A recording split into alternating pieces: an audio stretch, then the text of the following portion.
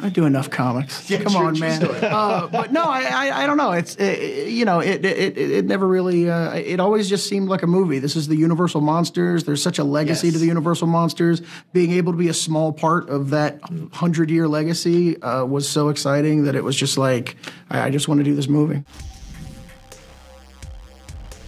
So no joke, guys, this is the best movie I've seen so far this year. It is incredible. I absolutely love it. The genre blending, it's everything that I love in cinema. But that leads me to you, Chris.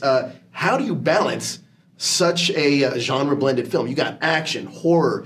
It has a lot of heart in it too. Yeah. Talk to me about blending all that together and putting up a masterpiece like this. Well, it starts with the script. It starts with the treatment that Robert wrote, the script that Ryan wrote.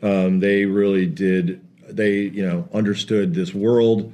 They understood these characters. They created an emotionally vulnerable protagonist who had a long way to go to overcome, and a big conflict with Dracula. So there was a lot of stuff was already kind of baked into it, and then just bringing in really great team members. You have to ground it in something real. You have to ground it in a world that you understand as being real, with real stunt work. I mean, for me, a lot of practical stuff. I wanted to build practical effects and practical stunt work and all that kind of thing, stuff that felt grounded. So that then the humor could come out of the situations, out of the characters.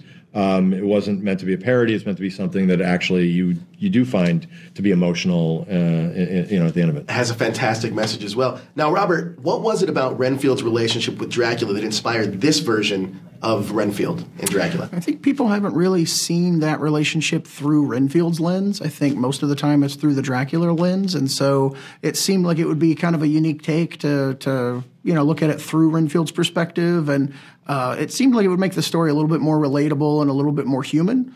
So you're not necessarily dealing with all the vampire stuff. It's the vampire stuff that damages like a real human being and how that affects him.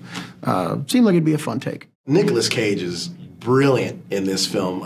He is perfect for this version of Dracula. Can you talk to me about working with Nicolas and the collaboration process and getting him to be this Dracula? Yeah, I mean, I think Cage could be in any version of Dracula because he's such a versatile actor. I mean, we needed somebody who could credibly be intimidating. Sure. Somebody who could credibly be a monster. And one of my favorite experiences working on this movie was that first scene where he was fighting with the vampire hunters, and when Cage was like roaring and stuff like that. He just throws his body into everything that he does, physically, mentally. He's such a joy to work with, and he just there's nobody who's more enthusiastic about the filmmaking process than Nicolas Cage, and that was like a lot of fun to be around. I've never seen someone go from funny to scary and back nonstop so many times. It's really remarkable. I mean, look, this is filled with an incredible cast. Nicholas Hoult, Nicolas Cage, Awkwafina.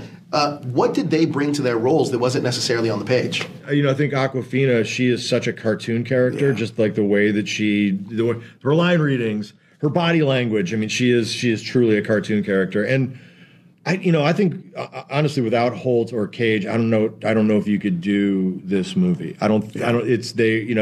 They are so unique in their skill set, and the tools that they have are so singular to them as actors.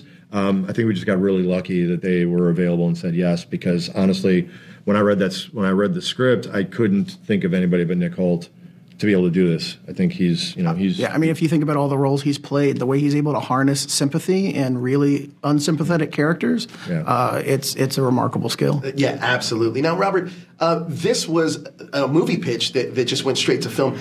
Was there ever any idea of possibly making this a comic first and then going the film route, or was this always going to be a film for you? I do enough comics. Yeah, Come on, man. But no, I don't know. It never really. It always just seemed like a movie. This is the Universal Monsters. There's such a legacy to the Universal Monsters. Being able to be a small part of that 100-year legacy was so exciting that it was just like I just want to do this movie. Well, hopefully we get some more Universal Monsters from you, Robert. I'm just saying. Just put it out there, guys. Thank you guys so much for your time. I really appreciate it. Fantastic film. Incredible. Yeah, thank you. Thank you.